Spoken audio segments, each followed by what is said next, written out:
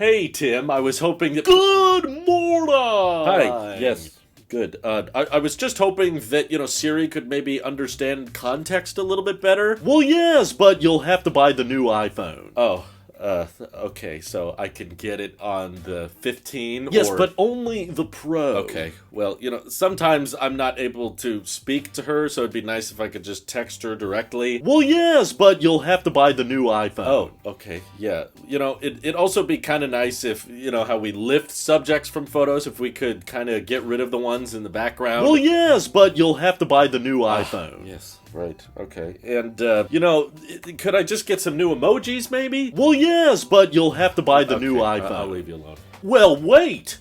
Yes, Tim? Don't you want to send creepy AI-generated imagery to your friends and family?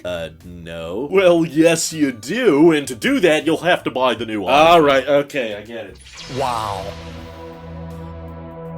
There has been so much talk in the media and online just about Apple Intelligence, but I think what annoys me the most about it is it's all about how it works and not so much what it does. I think that's the part about Apple Intelligence that doesn't really sit right with me. I'm not trying to say that the new features aren't helpful or handy. Of course, being able to summarize an email or get a transcript of a phone call or generate, disturbing imagery, all of those things are helpful and useful, and I can't wait to try them myself. I do have a 15 Pro. Before all of you write, you're just jealous you're not going to get these new features. No, my MacBook will get all of the new Apple Intelligence features, as will my iPhone, but Apple typically has always been super focused on the user experience, and they never dwelled that much on what's going on behind the scenes, whereas with this tech, it feels like 80% of the talk about Apple Intelligence is, okay, Apple has their own large language models that run natively, okay? They run on device, and nobody else is going to have access to those, but you need the certain chip to access Apple Intelligence. But then if there's something Apple's own models are not capable of doing, then it'll ask you specifically every single time if you would like to ask ChatGPT through a partnership with OpenAI, and they're open to adding other large language models in the future, but yes, you'll be anonymous so that ChatGPT can't build out a profile on you, they're not going to store your data, you don't have to make an account with them, yada yada yada, all of this crap about how they went through all of these loopholes to make it safe and secure and private. Doesn't matter if they're sharing audio recordings in the background. No, don't worry about that. All that matters is that they made sure that this is the first safety-focused AI, but to me, it's usually the end-user experience that Apple kind of sticks the landing on, and with Apple Intelligence, feels like a whole lot of software locking and a whole lot of talk for just some minor quality-of-life upgrades. Am I the only one that felt like most of the stuff they pitched is pretty gimmicky? I mean, it looks cool on paper to be able to highlight a whole email and have it be completely rewritten for you, but again, there were web apps and on-device apps that were already offering this. It's cool that it's native now, but at least the people I know are usually much more particular and careful about phrasing and wording. Now you gotta read the whole email twice, and if you don't like it, you gotta put it back. And aside from that, there's also just basic things that make Siri actually a little bit usable, like it understands the second request because it remembers the context from the first one. Again, features that have been possible through other voice assistants for years and years and years, and now suddenly Apple's figured out how to do it, but they've decided that in order to access, texting your voice assistant or previous context or just removing people from the background of a photo, all of these things, we want them to be done on device. Even though lots of things Apple was comfortable pulling from the cloud before, now they've suddenly decided, you know what? If we're going to do AI, we need to make it super secure and private and safe. Therefore, we need a large language model that is really capable and really functional, and it only works if you have an A17 Pro or an M chip or better. I'm sorry, I just don't find many of these features that intensive in my opinion, and what I think this all really comes down to, because again, like Apple said, they have neural engines on chips from 2018. The neural engine is not a new concept. There's all kinds of machine learning that goes on with smartphone photography and iPhone photography that's been around for years and years and years now. And what I think this all stems back to is Apple Intelligence is mainly a marketing gimmick. It's not necessarily that Apple Apple has come up with this breakthrough new technology. They're just continuing to add a lot of features that would have been added regardless of if OpenAI existed or not. It's just they found a new way to brand them, and the more scary thing that I'm not as big a fan of is they found a way to software lock them by putting them behind this walled garden of saying these are Apple intelligence features and only these devices support that. It really gives them more excuse than ever to come up with software features that are somewhat handy, somewhat useful. Again, nothing really displayed necessarily blew my mind, although some of it made my stomach feel a little weird. For the most part, it's just like, oh yeah, these are great, little quality of life updates, but now you're just saying, not only do you have to check whether or not your device has the capability to run the latest iOS, like can I run iOS 18, can I run macOS Sequoia? No, on top of that, now there's another layer of, okay, can you run the latest OS and do you have compatibility with our internal large language models? And if you don't, then, well, we just came up with a bunch of features that we can add to the latest hardware, but we can leave out a bunch of people from these new software features, which again, I don't think are that technical. Like, it shouldn't take an iPhone 15 Pro just to be able to type to Siri if you want to, remove someone from a background image, or just have Siri understand a little bit more context from earlier in the conversation, or of course just have that really clean all the way around animation whenever you activate her in the first place. But it's a trend we've of course seen Apple do in the past, where it's like clearly there's some software features that they could add to older hardware and they choose not to because they want you to buy the newer hardware. And I don't like that trend. I've complained about it on iPads and Macs and stuff in the past, but now seeing them kind of double down on it with this marketing approach of here's Apple intelligence, and for the most part, a lot of the features to me just seem like quality of life things that could be added to older hardware, but they're choosing to bunch together a lot of these features with stupid generative AI features like, oh, well, here's on-device imagery of your mom as a depressed superhero, or here's Genmoji so you can have T-Rexes with surfboards and dresses, and I'm like, when the heck am I gonna use that emoji? So by bunching in the truly generative AI features with the quality of life features, they've justified a way to just keep more and more people out of accessing the best software. And I don't like where this trend is continuing, because if Apple keeps this up and keeps trying to come up with software reasons for you to upgrade your phone, even if you bought a $1,000 iPhone 15 Plus, it's not good enough because you were supposed to go buy the Pro. That's the one that can run our large language models. And just to be clear, I don't see this changing. Just because they're announcing this now doesn't mean a few years down the road they're going to find some more Apple intelligence features that they claim is now only possible with the iPhone 17 Pro. If you have the iPhone 17 Plus, I'm sorry, that neural engine is just not powerful enough. I don't like this direction. I know Tim was probably trying to pivot Apple into a software company and have more memberships, but when that didn't really go as great as they were hoping, they probably fell back to, okay, well, if the hardware can't change that much year over year, we have to start software locking more and more things to the newest hardware. So I'm not trying to say every single Apple intelligence feature could theoretically be added to an iPhone, XS. That's not what I'm saying. I'm just saying a lot of the best features of Apple intelligence don't need to be generative AI features. They don't need large language models, and Apple's kind of coupling them all together to keep people buying the latest and most expensive. Unless you're a Mac user, I guess. In fact, Mac users are probably going to benefit the most from Apple intelligence just because M1 chips have been around for almost 4 years now. That feels weird to say, but yeah, MacBook Air from 2020 is going to be able to run Apple intelligence